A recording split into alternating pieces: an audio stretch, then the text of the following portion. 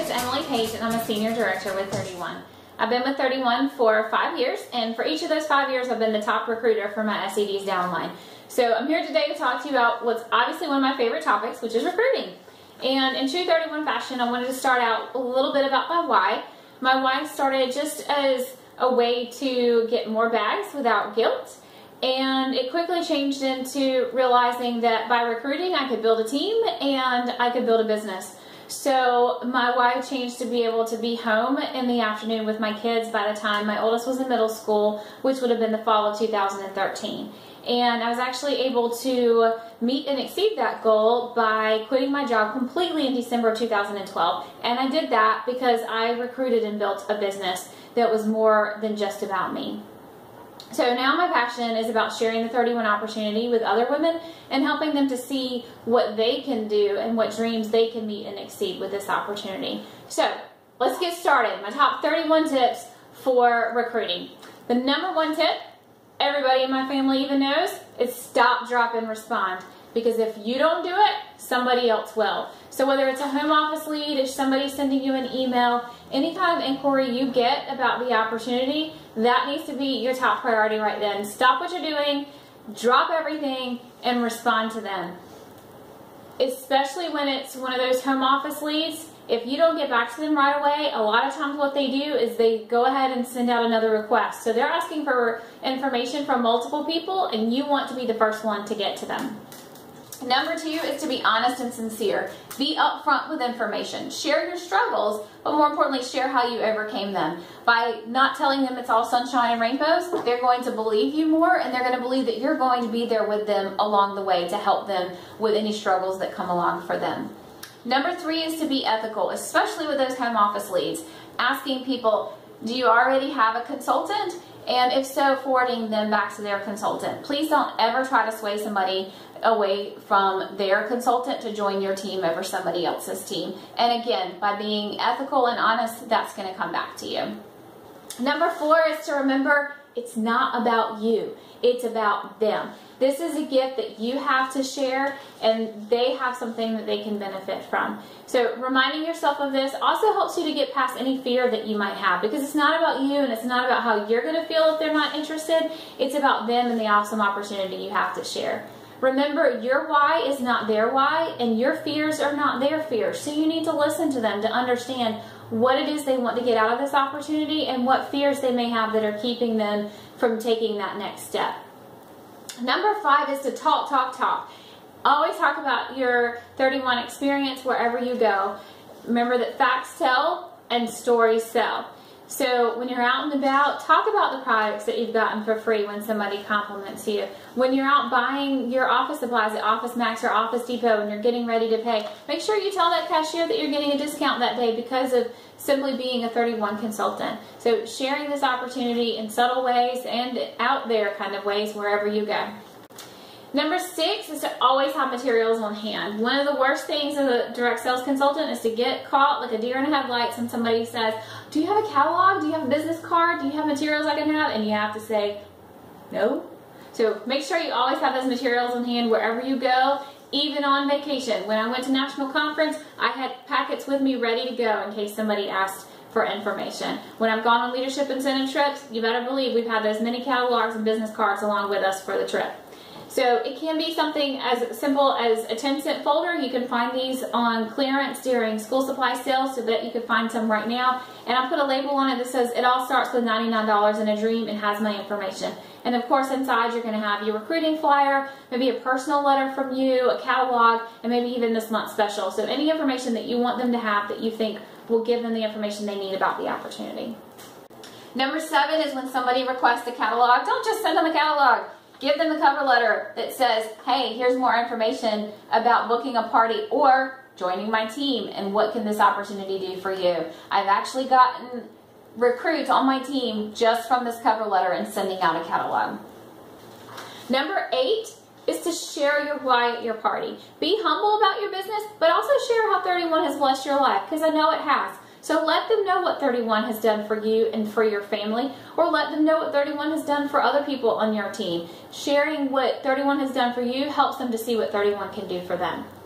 Number 9 is to periodically ask yourself, who do you know that can benefit from the 31 opportunity? Maybe it's somebody who you know is getting ready to move away or has just moved into your area and they're looking to make new friends, or maybe they need new income because they lost their job or their spouse lost their job. Maybe they just had a baby and they really don't want to go back to work and they're looking for an alternative way to stay home with their child. So always be asking yourself, who do you know around you that could benefit from this opportunity?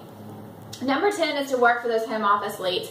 To receive a home office lead, you need to be a senior consultant, have had $1,000 in sales the previous month, and had at least one recruit in the previous month. So make this your goal. Post it up and look for that each month to be setting your sights on that so you can get those home office leads and get outside of your circle of friends.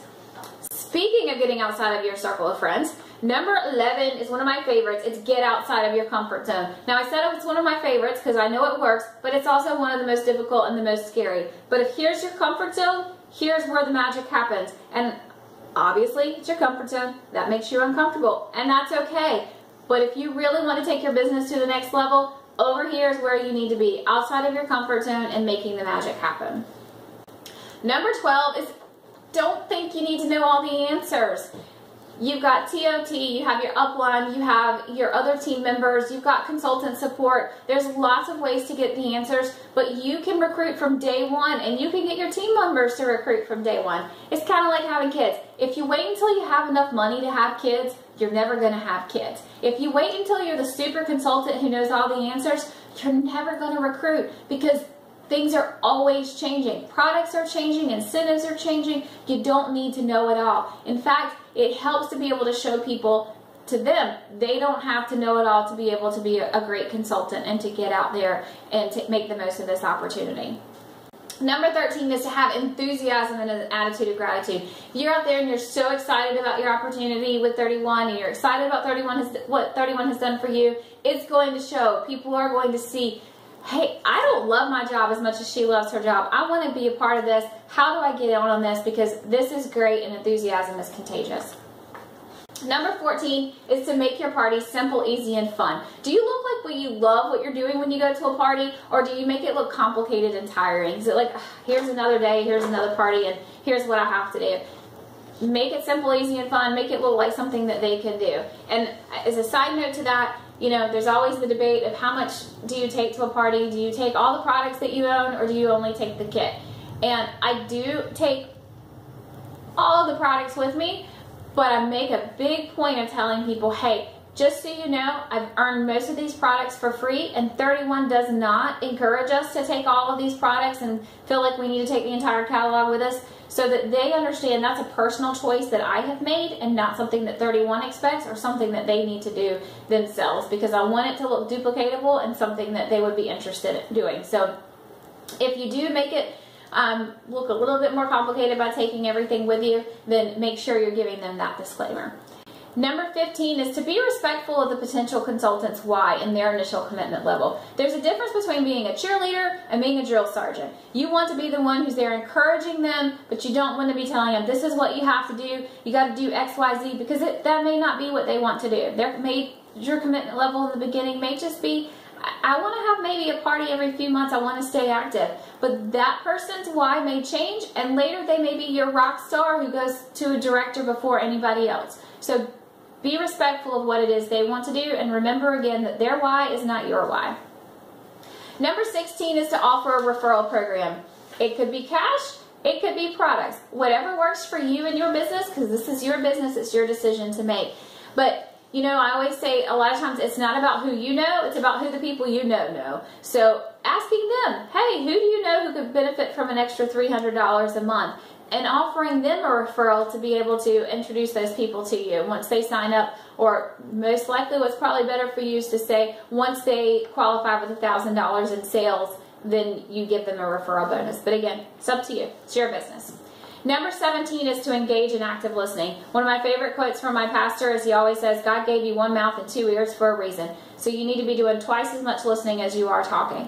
Listen for those cues at your parties. Listen for them when you're talking to your family and friends, when you're out and about. If you're doing listening, you're going to hear those cues that tell you, hey, this person might be perfect for my 31 business. And sometimes it's even just the cashier when you go to the drugstore or to a restaurant and they give you excellent customer service. Think about the fact that they're giving you excellent customer service, how awesome they would be at direct sales. And let them know. Maybe they're not interested right now and they love what they're doing, but it doesn't hurt to ask. Number 18 is to go with the flow at your parties. Allow that enthusiastic customer to take over. You know that one I'm talking about, the one who like starts talking about, oh, I have that bag and this is what I used it for. Oh, isn't that bag great? Let it go. Let them take over. And then at the end say, you know what? You pretty much ran this party for me. You were the consultant tonight. And you know how much money you would have made if this was your party and not my party? Make sure you follow up and have that conversation with them. Number 19 is to be open for business. That could be as simple as wearing your 31 t-shirt, having a sticker on your car, making sure that you have your materials with you, or out and about with your bag. Some people like to personalize their bags. It says, I sell 31, I love my job, ask me about my job, whatever it is. Or you can get one of the clear pocketed totes and have your mini catalogs in there. Make sure that you have paper and pen inside so you can get the other person's information so that you can follow up with them. But even as simple as having this on your bag lets people see and possibly even ask a question even if you don't lead with a question first. Number 20 is to address their fears. People can have multiple different fears about joining a direct sales agency, and that is a big part of listening to them again and finding out where they are in their journey.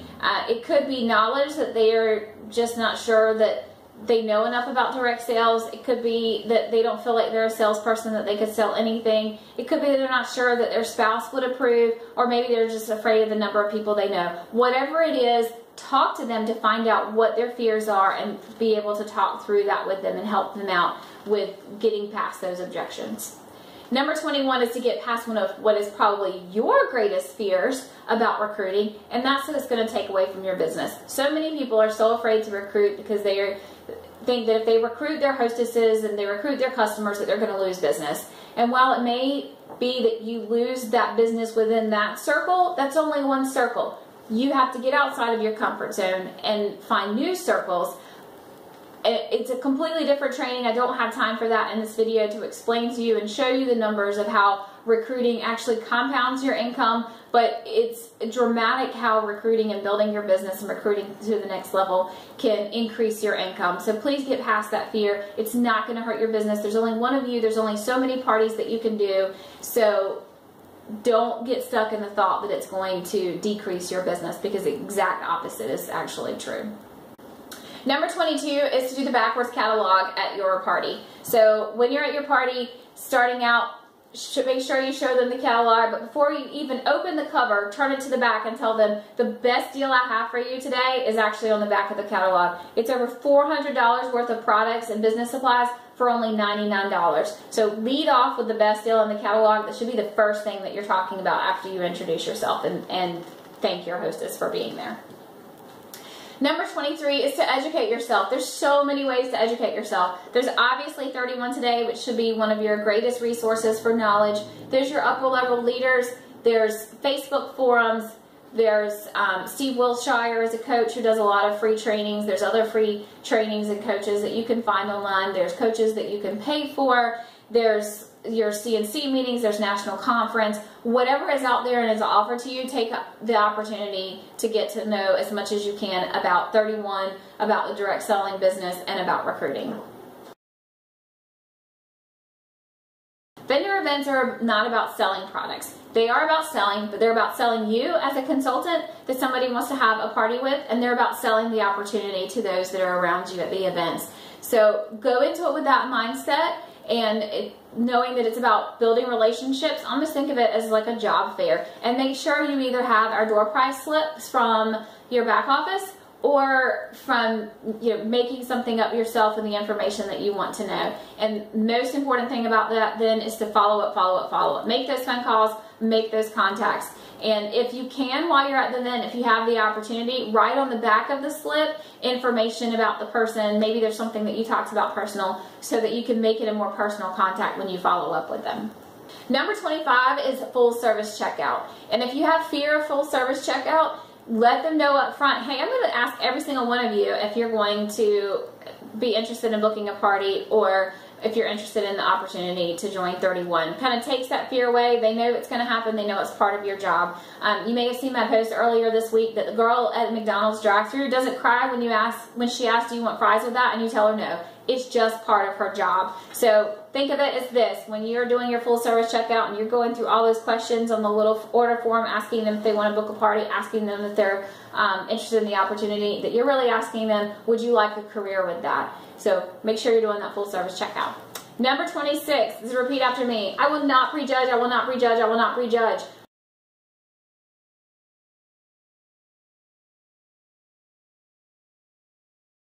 Number 27 is to answer the questions they don't want to ask you. And more often than not, the question they don't want to ask is, what happens if I don't sell $200 every 3 months? Or what happens if I don't sell $1,000? And, you know, I like to try to explain to them, once you get your kit, once your family and friends see the kit and they see the products, they're going to get as excited as you are. You share your enthusiasm, they're going to get on board with you, they're going to help book parties for you, and you're going to be good and you're going to be on your way. But you know what? If you don't sell, the 31 Repo Man's not going to come knocking at your door. And that always helps lighten the mood and makes them feel a little bit better that there's not going to be a penalty. So help them out with their fears. Number 28 is to host a taco night.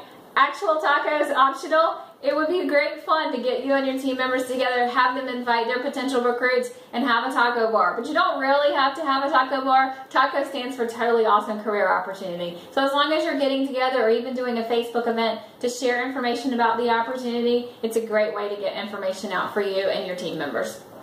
Number 29 is to not take no personally. No means not now, not necessarily not ever. So those people that are telling you no, make sure you take a note of them and any of their information, maybe why they were saying no, so that you can follow up with them. Always follow up during incentives when we have a recruiting incentive to let them know, hey, we've had this great incentive going on, or we've had circumstances change, or even when the catalog changes, look at this great kit. Is this a kit that can excite you about this opportunity? And make notes of that, because I've had recruits join my team after 2 years of the initial contact, so don't ever give up.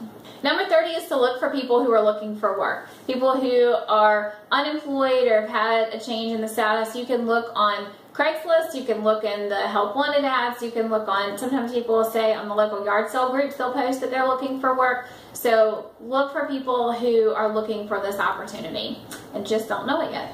Number 31 is to pray, because just like somebody else's no might be not right now, that could be the same thing for God. His no could have been a not now. So where recruiting hasn't worked for you in the past, maybe it just hasn't been your time. So continue to pray for your business and continue to pray for those people that you interact with, that you may have something that they are looking for, and that God will put people in your path that are looking for this opportunity.